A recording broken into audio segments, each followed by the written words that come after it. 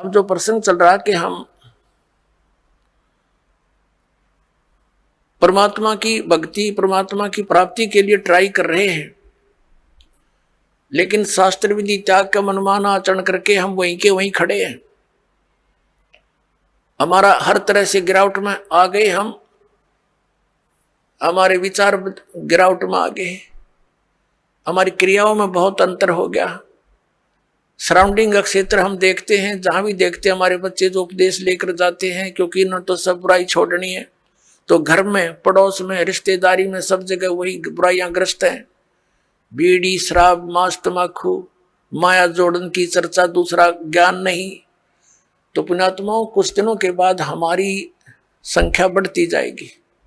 जब हमारी संख्या बढ़ेगी तो बुराई वाले लोग शर्माने लग जाएंगे। उनको अब तो कोई शर्म नहीं रही, बाप बेटा इकट्ठे बैठ के दारू पीवे, बता शर्म रही?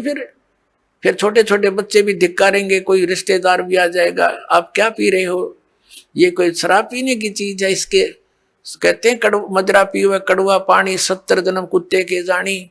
इस तरह के प्रमाण दिया करेंगे हमारे बच्चे। कहते हैं सुरापान मदमासा हारी, गमन करे भोग पर नारी, 70 जन्म कटेंगे शीशम, साक्षी साहेब है जगदीशम।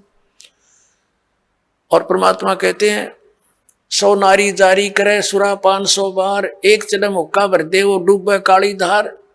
ये तमाकू के अंदर इतना दोष है कि एक पर स्त्री गमन करने वाले का 70 जन्म तक अंधा हो डोले, पर द्वारा स्त्री का खोला 70 जन्म अंधा हो डोले। सुरापान मदमासा हारी, और जो गमन करें भोगे पर नारी, 70 जन्म कटेंगे शीशम, साक्षी साहेब है जगदीशम। जो ऐसे पाप करेंगे उनके 70 जन्म तो लगातार वो बलि के बकरे बनेंगे।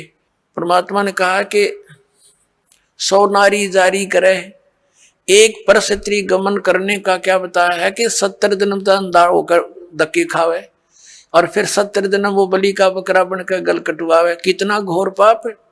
और फिर कहते हैं ऐसे ऐसे 100 नारी जारी करे, 100 सुरापान 100 बार, एक बार सुरापान करने का कितना पाप है।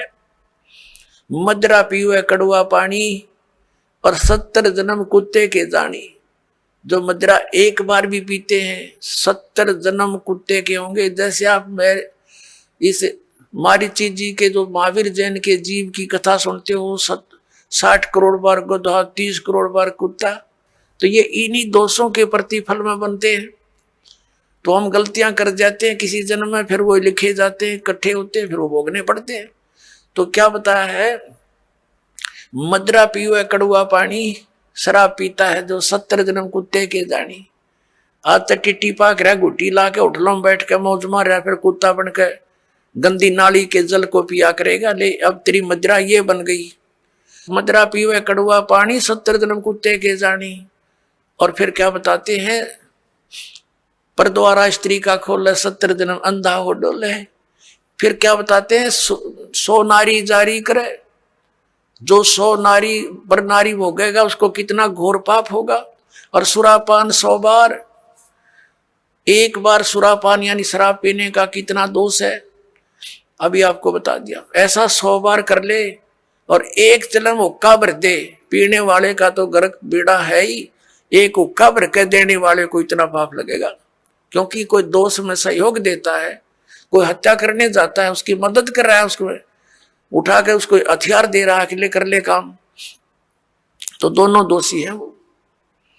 तो यहाँ क्या बताया कि 100 नारी जारी करे सुरापान 100 बार, एक चलम हुक्का भर दे और डूबे काली धार। जैसे आपने गीता जी अध्याय नंबर 7 के श्लोक नंबर 29 में सुना है कि जो व्यक्ति सभी कर्मों से परिचित है, पूरे अध्यात्म ज्ञान से परिचित है और तत्परम से परिचित है, तत्परम यानी परम अक्षर ब्रह्म से, तो वह केवल जरा और मरण से छूटने का ही प्रयत्न करते हैं। वो यहाँ की बकवादों में आश्रित नहीं रहते, यहाँ की किसी वस्तु की डिमांड नहीं करते, दोष भक्ति के अनुकूल साधना वही करते हैं, उसमें बाधक वस्तु को ग्रहण नहीं करते। तो ये हमारे बच्चे इन पूरे अध्यात्म ज्ञान से और इस सभी पूरे कर्मों से परिचित हो जाएंगे, तो फिर वो आम व्यक्ति को जो भी उनके संपर्क में आएगा उनके गुणों से परिचित कराएंगे कि ये मत करो आप, ये पाप लगता है। अब छोटे छोटे बच्चे भी, कोई रिश्तेदार आता है, वो बीड़ी माचिस के लिए बीड़ी वगैरह मंगवाता है, वो मना कर देते हैं। आपकी और सब सेवा कर देंगे, पर ये नहीं करेंगे क्योंकि इसमें हमें दोष लगेगा, और आप हमारे घर पर भी इसको पीने की कृपा ना करना, हमारी हानि हो जाएगी। तो वो अपने आप शर्मिंदे होंगे। एक भक्त बता रहा था कि ऐसे हमारे घर पर हमारा एक बहनोई आ गया, लड़के थे घर पर, और वो लगा निकाल के बीड़ी पीने। उनसे उन्होंने कहा, जी आप फूफा जी बीड़ी ना पियो हमारे घर पर। तो वो न बच्चे थे, उसने समझदार व्यक्ति था, उसने बंद कर दी और बाहर जाकर पी आया। उसने सामने आकर उसे बताई मेरे से, वो कह रहा था, कहने लगे ये बालकों को क्या हो गया, मैं बीड़ी पीने लगा था, ने मना कर दिया। तो उन्होंने कहा ये हमने उपदेश ले रखा है, ऐसे ऐसे हम ना ये पीवर ना पीने दें, ना हम आपकी मदद करेंगे और आपकी सारी सेवा करेंगे हम, लेकिन ये अब हम नहीं, आपको सहयोग भी नहीं देंगे। तो रिश्तेदार उसी का नाम होता है जो अनुकूल हो जाए, ना तो दुश्मन है वो आपका। तो उन्होंने बोला जी कोई बात ना, अगर आपकी ये बात है तो मैं आज के बाद आपके घर में बीड़ी ना लाऊं और ना पीऊं।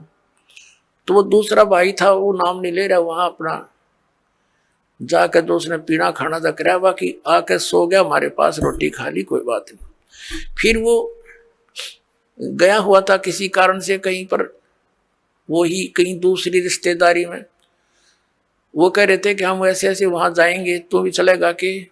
तो वो खुद कह रहा था हमारा बहनोई कि वहां जाओ तो भाई अपना बीड़ी माचिस बाहर धर दियो, यानी खुशी के, उसने कोई उलाहना नहीं दिया, बल्कि उनको आगाह किया कि वहां लेके मत जाना, उड़ा नहीं बढ़न देंगे तुमने बीड़ी माचिस समेत। तो वो रिश्तेदार भी अच्छे थे, बोला बहुत अच्छी बात है, हम ठीक है, उनके नियम को क्यों भंग करेंगे। तो धीरे धीरे उस रिश्तेदार ने भी उपदेश ले लिया, जब देखा कि बालक भी इतना ज्ञान रखते हैं, बुराई से दूर रहना चाहते हैं, और हम बुराई कर रहे हैं तो हमारे बालक भी ग्रहण करेंगे। तो उस बुद्धिमान व्यक्ति ने भी उपदेश ले लिया, अपने बच्चों को इस मार्ग पर लगा दिया। तो ऐसे ये बुराई अब कम होगी। और पहले हम क्या करते थे, जब हम छोटे छोटे थे, हमारी बहनों के बटेऊ आते थे बहनोई, तो हमारी स्पेशल सेवा लगाई जाती थी कि इनकी चलम ठंडे नहीं होनी चाहिए, ना तो बेइज्जती हो जाएगी, यानी इनका हुक्का इतना प्यारा है, ये कंध्याड़ बैठे रहियो स्पेशल। बताओ, एक तो उनको दूना नरकमठ हो क्या करते, अरे हम उनने कहेंगे हाथ जोड़ के, ना जी ना पीवा ना पीने दें, तो उनको भी विवश होना पड़ेगा सोचने से बुराई को छोड़ने के लिए। तम्बाकू शराब ये कोई खाने पीने की वस्तु है, बकवास लपेट ली चौगर देकर अपनात्माओं। इस प्रकार अब ये पूरे विश्व में एक अच्छी लहर दौड़ेगी, विकार रहित होंगे, और जो माया जोड़न की दौड़ लाग रही पुण्यात्माओं या कति खत्म होगी ज्ञान के आधार से। एक इंसान को जो भी मिलना है उसके प्रारब्ध में लिखा हुआ है, और वो तो उसको मिलेगा ही मिलेगा। और अब जो आप इस साधना को करोगे, जो दास आपको बताएगा, आपके भाग में ना होगा और आपको आवश्यकता होगी, वो फिर भगवान अवश्य अपने कोटि तो देगा आपको, ये सत्कर मानना। फिर आप किस लिए चोरी करोगे, मिलावट करोगे, और फिर पता चल जाएगा चोरी रिश्वत करने से तो विष खाना है। अपने घर पर रिश्वत लेकर मिलावट करके 2 नंबर का काम करके बच्चों को खिलाना, ये समझ लो उनको विष देने की जरूरत नहीं पड़ेगी आपने लास्ट में, ऐसी स्थिति हो जाएगी आपके परिवार की। हम क्यों फिर विष खाएं जब ज्ञान हो जाएगा ये विष है।